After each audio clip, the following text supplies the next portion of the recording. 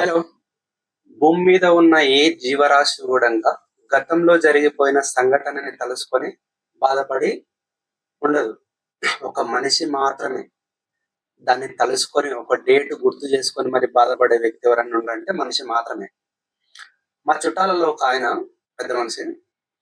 ఆయనకు ఎప్పుడో 5 సంవత్సరాల క్రితం ఒక ఫంక్షన్ లో ఆయనకు అవమానం జరిగింది. ఎవరో ఏదో అన్నారు, అవమానం అయితే జరిగింది గట్టిగానే.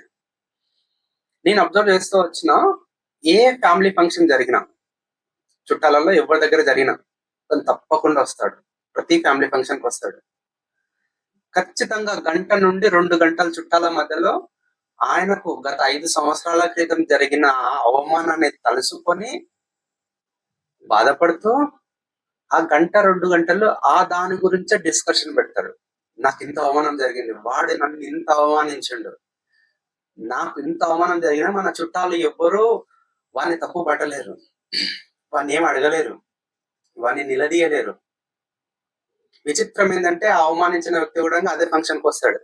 వాడితో ఏమన్నాడు మళ్ళీ ఇంకా దూరంగా చెప్పాలంటే దూరంకి వెళ్ళి హాయ్ హాయ్ అని చెప్పుకుంటారు. కాకపోతే ఎదురుపడి మళ్ళీ మాట్లాడుకోరు. నవ్వితే నవ్వుతారు చూసి అంతే తప్ప దగ్గరికి పోయి వాదన పెట్టుకోరు.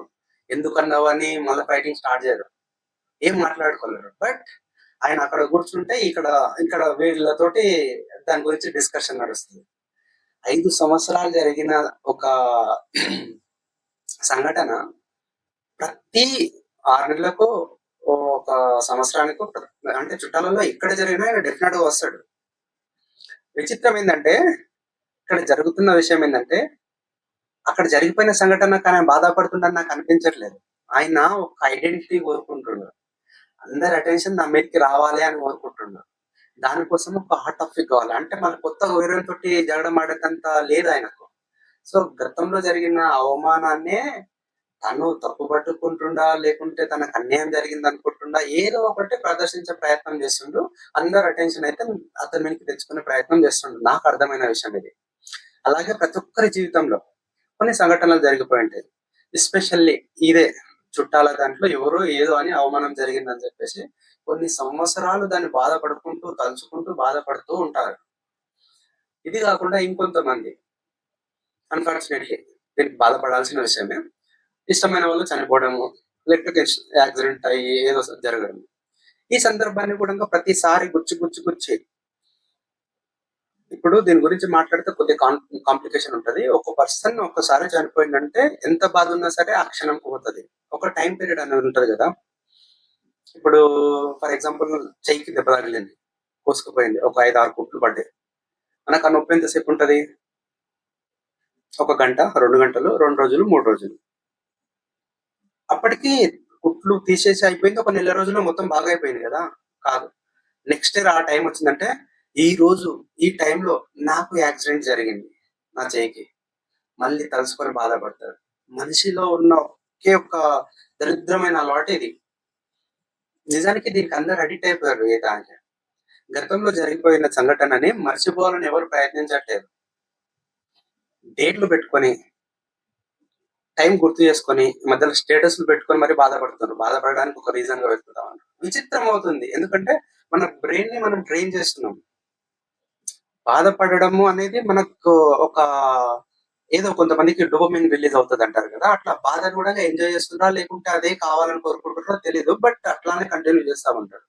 దీని రిలేటెడ్ నేను ఒక చిన్న కథ చెప్దాం అనుకున్నాను. పూర్వం ఆశ్రమాలలో చాలా మంది శిష్యులు ఉంటారు. అందులో సోము, రాము అనే 2 శిష్యులు ఉంటారు. వాళ్ళు ఊళ్ళోకి వెళ్ళి భిక్షాటన చేసుకొని వాళ్ళకి కావాల్సినవన్నీ తీసేసుకొని మళ్ళీ ఆశ్రమం తిరిగి వెళ్తుంటారు. అలా వెళ్తున్న సందర్భంలో ఒక వాగు ఉంటది, వాగు దాటాలి, వాగు దాటి అవతలకి వెళ్ళాలి, నీళ్ళు బాగా ప్రవహిస్తా ఉంటాయి. ఒక అమ్మాయి ఎక్కడికి వెళ్ళి వచ్చి ఉంటుందో తెలియదు, అక్కడ వచ్చేసి నిలబడి వాగు దాటడానికి భయపడుతూ అక్కడే నిలిచిపోయి ఉంటది. ఇక్కడ సోము వెళ్ళి తనని మాట్లాడి నా అవతలకు దించుతానని చెప్పేసి తనని ఎత్తుకొని తీసుకెళ్లి వాగు అవతల దాటిస్తాడు. ఆమె వాడికి సోముకు థ్యాంక్స్ చెప్పేసి అటు నుండి వెళ్ళిపోతుంది. రాము కూడా వాగు దాటాడు. దాటి ఆశ్రమం వెళ్లే లోపల సోము సాధారణంగా నడుచుకుంటూనే వెళ్తా ఉన్నాడు. కానీ రాము లోపల అంతర్యుద్ధం స్టార్ట్ అయిపోయింది. ఎందుకంటే ఆశ్రమం నియమాల ప్రకారము మహిళలతో మాట్లాడరాదు, మహిళలను చూడరాదు, మహిళల గురించి ఆలోచించరాదు. ఇవి ఆశ్రమం నియమాలు.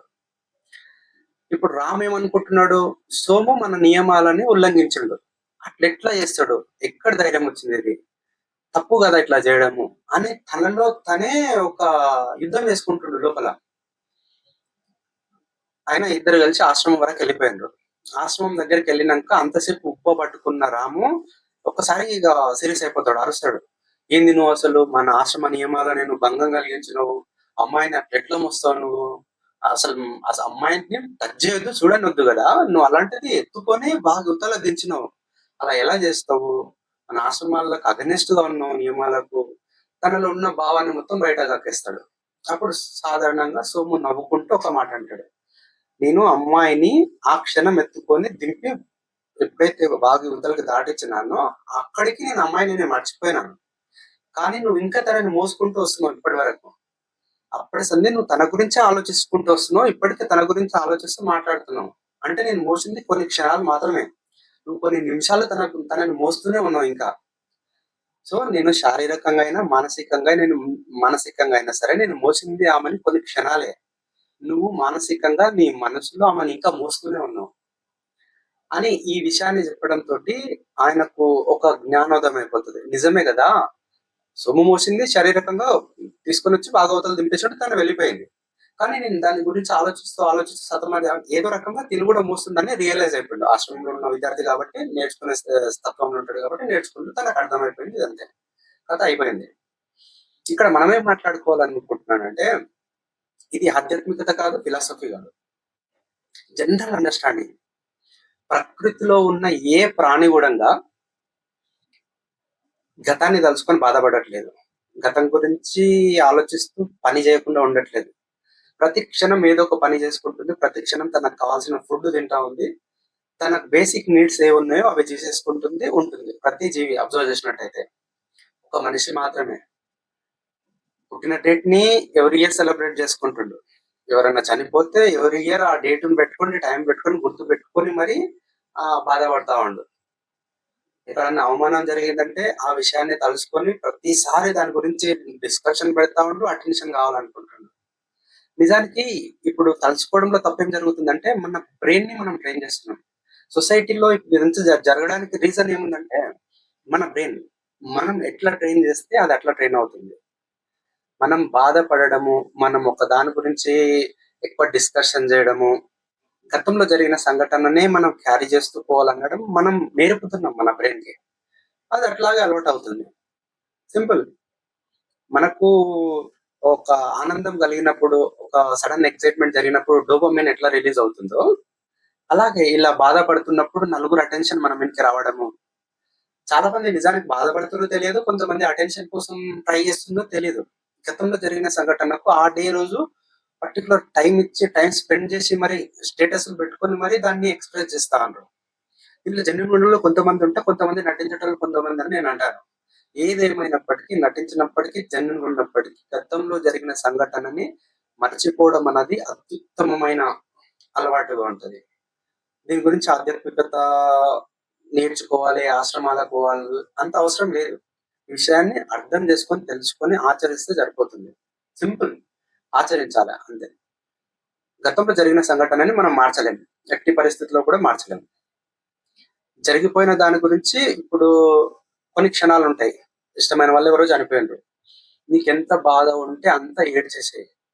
నీ బాధ ఒకరోజు ఏడిస్తే తీరిపోద్దా, నెల రోజులు ఏడిస్తే తీరిపోద్దా, సంవత్సరం ఏడిస్తే తీరిపోయిందా? ఈ బాధ మొత్తం అయిపోయిన తర్వాత మళ్ళీ నువ్వు దాని గురించి తలుచుకోవద్దు. ఇది అంత ఈజీ కాదు, చెప్పినంత ఈజీ కాదు, బట్ మన మన ఆలోచన విధానాన్ని మార్చుకుంటే 100% ఇది సక్సెస్.